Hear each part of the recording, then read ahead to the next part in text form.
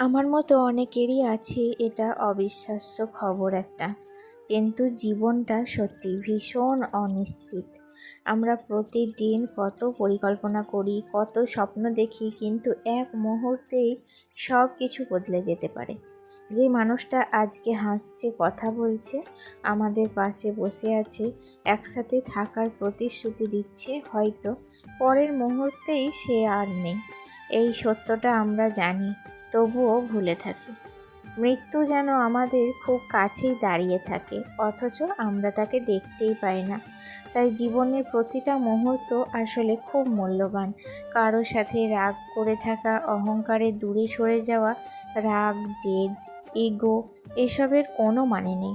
কারণ আমরা জানি না শেষ কথাটা কবে বলে ফেলেছি, শেষবার কবে দেখে ফেলেছি। জীবন আমাদের শেখায় ভালোবাসতে, ক্ষমা করতে আর আজকেই বাঁচতে, কারণ আগামীকাল নিশ্চিত না। তাই যতদিন আছো মন খুলেই বাঁচো, এভাবেই জীবন সুন্দর। এইসব কথাগুলো আমি কেন হঠাৎ করে বলতে লাগলাম তোমাদের মনে হতে পারে। তোমরা হয়তো অনেকেই জানো যে রিসেন্টলি আমাদের খুব কাছের একজন মানুষ, আমাদের প্রিয় অভিনেতা, তিনি কিন্তু সমুদ্রের তলদেশে তলিয়ে গিয়ে মারা গিয়েছেন। তো তার মৃত্যু, এই হঠাৎ মৃত্যু কিন্তু আমাদের সত্যি খুব শোকাহত করেছে। বিশেষ করে সত্যিই যে কোনো মানুষই যদি হঠাৎ করে পৃথিবী থেকে চলে যায়, আমার ভীষণ মন খারাপ করে। সে আমার কাছেরই হোক কিংবা দূরের। আমি কোনো মানুষের চলে যাওয়া একদমই মেনে নিতে পারি না, জানো তো। আমার সব সময় মনে হয় যে মানুষটা কাল অবধি ছিল, সেই মানুষটা আজকে আর সত্যিই নেই। এটা আমি বিশ্বাসই করতে পারি না। তো যাই হোক বন্ধুরা, পরলোকে গিয়ে যেন তার আত্মার শান্তি কামনা হয়, এই কামনাই করি আমরা সবাই মিলে, এই প্রার্থনা করি তিনি যেন যেখানেই থাকুক ভালো থাকুন এবং সুস্থ থাকুন। তো যাই হোক, আমার মনের অনুভূতিটা আমি তোমাদের সাথে একটু শেয়ার করলাম। খুবই মনটা খারাপ করছিল কথাটা শুনে, তাই এই কথাগুলো তোমাদের সাথে একটু শেয়ার করলাম যে তোমরা যতটুকু জীবন এখনো পর্যন্ত তোমরা পেরিয়ে এসেছো, ততদিনে তোমরা কি করবে, তোমরা হাসি খুশি আনন্দে করে তোমাদের জীবনটা কাটাও এবং তোমরা কারোকে কিন্তু মনে দুঃখ বা আঘাত দিও না। কখন মানুষের কি হয়ে যায় সেটা কেউ বলতে পারে না। তো এইটুকুই আমার বলার ছিল। তো চলো, এখন কিন্তু দুপুরবেলা, আজকে সকাল থেকে জানো তো ক্যামেরাটা অন করতে পারিনি। এই দুদিন থেকেই আমার একটু অসুবিধা হচ্ছে সকালবেলায় ক্যামেরাটা অন করতে, তাই দুপুরবেলা থেকেই কিন্তু ভিডিওটা শুরু করছি। আর এখন এসেছি আমি ওপরের ঘরটাকে একটু গুছিয়ে নিতে। ননদরা তো বাড়ি চলে গিয়েছে, তো বিছানাপাতি সবই পড়েছিল, সেগুলোকে কিন্তু তুলে রাখলাম। আর বিছানার বেড কভারটাকেও চেঞ্জ করে দিলাম, নতুন বেড কভারগুলো কেচে তুলে রাখবো। আর যে পুরনো বেড কভারগুলো ছিল পাতা, সেগুলোই কিন্তু আবার পেতে দিলাম। আর কিছু জামা কাপড় ছিল অগোছালো হয়ে, সেগুলোকেও ভালো করে ভাঁজ করে নিলাম। দেখতেই পেলে ফ্রিজটাকেও ভালো করে মুছে নিলাম। আসলে কি বলবো, প্রতিদিন ঘরগুলো পরিষ্কার করছি, তবুও কোথা থেকে যে এত ধুলো চলে আসছে নিজেও বুঝতে পারছি না। তো ধুলোগুলো দেখে আমারই মনে হচ্ছে যে এত ধুলো থাকে কোথায়। প্রতিদিনই তো মুছি, প্রতিদিনই পরিষ্কার করি, তবুও এই ধুলোগুলো কি করে আবার জায়গায় চলে আসে বুঝতে পারি না। তো যাই হোক, দেখো ছেলের জামার এই ঝুড়িটা এত অগোছালো হয়েছিল, কারণ দুদিন থেকে না বাবুকে যখনই বলছি যে ঝুড়ি থেকে জামা নিয়ে আয়, একবারে ঘেটে একবারে অবস্থা এত খারাপ করে দিয়েছে যে কোন জামাটা কোনখানে থাকছে কিছুই বোঝা যায় না। দেখতেও কিন্তু খুব একটা ভালো লাগছিল না, বেশ একটা বাজে ব্যাপার। দেখবে যে কোনো জিনিস একটু পরিপাটি একটু গুছিয়ে রাখলে সেই জিনিসটা দেখতে ভীষণ ভালো লাগে। তো সেই কারণেই ঝুড়িটাকে একটু গুছিয়ে দেখো আবার জায়গা মতো রেখে দিলাম। আর তারপরে ঘরটা একটু কিচকিচ করছিল বলে একটু একটু ভেজা ন্যাতা দিয়ে ঘরটাকে মুছে নিলাম। আর কি বলতো, এখন না একবারে দুপুরবেলা সবারই খাওয়া দাওয়া কমপ্লিট হয়ে গেছে, সবাই কিন্তু যে যা নিজের ঘরে শুয়ে আছে। আর আমি সেই ফাঁকে কিন্তু ওপরের ঘরগুলো একটু গুছিয়ে নিচ্ছি। নিরিবিলিতে ঘর গোছাতে ভীষণ ভালো লাগে আমার, সেই কারণে দেখো এখন কিন্তু সময়টা বেশ নিরিবিলি। তো সেই কারণে এখনই আমি ঘরটাকে গুছিয়ে নিচ্ছি। সকাল থেকে সময় পাইনি জানো তো, কারণ কি বলতো, সকাল থেকে না এতটা পরিমাণে কাজের চাপ ছিল যে ক্যামেরা করার একটু সময় পাইনি। ক্যামেরা করতে গেলে কিন্তু কিন্তু আমার আর কাজগুলো কমপ্লিট হতো না, সেই কারণে দুপুরবেলাটাকেই বেছে নিয়েছি। তো আমাকে কালকে দিদিভাই কমেন্ট করেছে, যে অঙ্কিতা দিদিভাই বলেছে যে তোমার আগের ভিডিওটাতে তোমার ছেলের পাশে যিনি বসেছিলেন উনি কে, আর উঠোনে যিনি ছিলেন উনি বা কে। তো উঠোনে যিনি ছিলেন সেটা হচ্ছে আমার ভাগ্নে, আমার বাড়িতে যে ননদটা থাকে তারই ছেলে। তোর বেশ বয়স হয়েছে, আমার থেকে অনেকটা বড়, কিন্তু কি বলতো ও না একটু অসুস্থ, মানে একটু হ্যান্ডিক্যাপ, তো কথাও বলতে পারে না, হাঁটা চলাটা করতে পারে, খাওয়া দাওয়া কিছু করতে পারে না, ওকে খাইয়ে দিতে হয়। আর আমার ওই যে ছেলের পাশে যিনি বসেছিলেন উনি হচ্ছেন আমার হাজব্যান্ড, তোমরা অনেকেই চেনো, আবার যারা চেনো না তাদেরকে বলে দিলাম। তো যাই হোক, ছেলেকে দেখো আমি ওপর থেকে নেমে এসে ওকে দুধটা গরম করে দিলাম, কারণ কিন্তু ঘর গোছাতে গোছাতে বেশ বেলা, মানে বিকেল বেলা হয়ে গিয়েছিল আর কি। আর তারপরে হঠাৎ করেই ছেলে আমার আবদার করছে আজকে যে লুচি খাবে, লুচি আর ডাল খাবে, কারণ ওই যে অশোক ষষ্ঠীতে করেছিলাম না, ওর কিন্তু ভীষণ ভালো লেগেছে, তো সেই কারণেই আমাকে বলল। তো আমার কি বলো তো, ইচ্ছা করছিল না একদমই এখন লুচি বানাতে, কিন্তু ছেলে দেখলাম যখন আবদার করেছে তখন কেবলে মানে ওর মতো 6 পিস কি 7 পিস লুচি আর একটুখানি ডাল কিন্তু আমি করে দিলাম ওকে। কারণ কি বলো তো, যখন খেতে চেয়েছে, মানে ছেলে তো আমার একদমই খেতে পছন্দ করে না, আজকে যখন নিজে মুখ ফুটে বলেছে যে খাবো, তাই ভাবলাম যে না, করে দিই। তো যাই হোক, দেখো ময়দাগুলো ভালো করে লেচি করে নিয়েছি, এখন কিন্তু বেলেও নেব, আর তার আগে কী করবো, আমি ডালটাকে বসিয়ে দেবো, কারণ ওইদিকে ময়দার লেচিগুলো আমার বেলতে বেলতে ডালটা কিন্তু হয়ে যাবে, কারণ খুব তাড়াহুড়ো করছে তো খাওয়ার জন্য, তাই জন্য আমি মানে যত শর্টকাটে কাজ কমপ্লিট করতে পারি সেটাই কিন্তু চেষ্টা করছি। সমস্ত জিনিস দেখো প্রেসার কুকারে দিয়ে একবারে কিন্তু জল দিয়ে তারপর ঢাকনা লাগিয়ে দিয়েছি। 3টে কি 4টে সিটি মেরে নিলেই কিন্তু এদিকে ডালটা হয়ে যাবে, আর ততক্ষণে কিন্তু আমার লুচিগুলো বেলাও কমপ্লিট হয়ে যাবে, আর তারপরে আমি লুচিগুলো গরম গরম ভেজে বাবুকে খাইয়ে দেবো। তো এইরকমই একটা প্ল্যান চলছে, দেখতেই পাচ্ছ।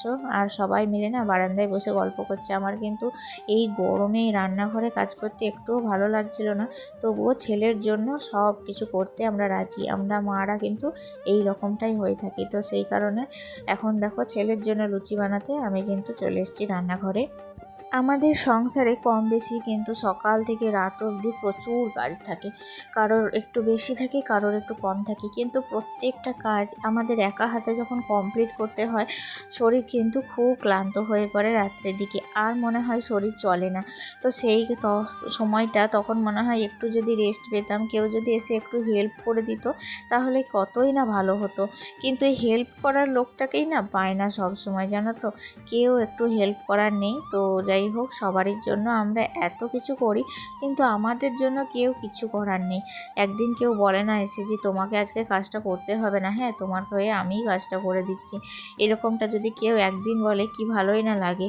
আর আমার ফ্যামিলি এমন যে একদিন যদি কোথাও নিমন্ত্রণ থাকলো, যে সবাই মিলে আজকে নিমন্ত্রণ বাড়িতেই খেতে যাব, আজকে বাড়িতে রান্না করব না, এটা কিন্তু হবে না, কারণ আমার বাড়িতে নিমন্ত্রণ থাকলেও কিন্তু রান্নাবান্না করতেই হবে। দেখতেই পেলে গেল রামনবমীতে কি হলো, সবারই বাড়ি শুদ্ধ মৎসবে নিমন্ত্রণ ছিল, তবুও কিন্তু বাড়িতে আমাকে পঞ্চব্যঞ্জন রান্না বান্না করে তবেই কিন্তু কোথাও যেতে হলো। আর কোথাও দেখবে যখন যেতে হয় না, তখন বাড়ির এত কাজ সামলে তখন আর এনার্জি থাকে না, তখন মনে হয় যাওয়ার থেকে না যাওয়াটাই অনেক বেটার।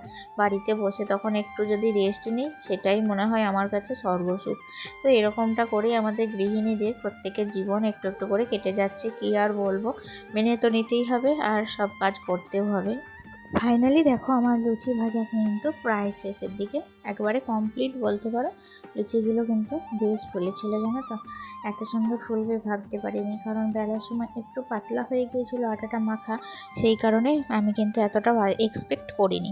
আর এদিকে ডালটাও কিন্তু কমপ্লিট হয়ে গিয়েছিল, দেখো আমি কিন্তু কুকারের সিটিটা ছাড়িয়ে নিলাম, কারণ বাবু কিন্তু একটুও ধৈর্যমান ছিল না। তো তারপরে বাবুকে ডাল আর লুচি নিয়ে এখন চলে আসবো খাওয়াতে। তো ডালটা একটু গরম ছিল, সেই কারণে আমি দেখলাম সেই ফাঁকে 2 প্যাকেট বিস্কিট এনেছিল, তো বিস্কুটগুলো কোটার মধ্যে ঢালা হয়নি, তো এখন কিন্তু আমি সেগুলোই ঢেলে নেব, নইলে কিন্তু আবার বেশি হাওয়ায় রেখে দিলে চিমড়ে যাবে। তো যাই হোক, এখন দেখো ঢালাঢালিতে সব কিছু কমপ্লিট, আর চলে এসেছি ছেলেকে খাওয়াতে। বাবু লুচিগুলো পেয়ে এত খুশি হয়েছিল যে তোমাদের কি বলবো। আর ছেলের মুখের এই সামান্য একটু হাসি দেখে আমার মনে হচ্ছে যে সব কষ্ট করা কিন্তু সার্থক হলো।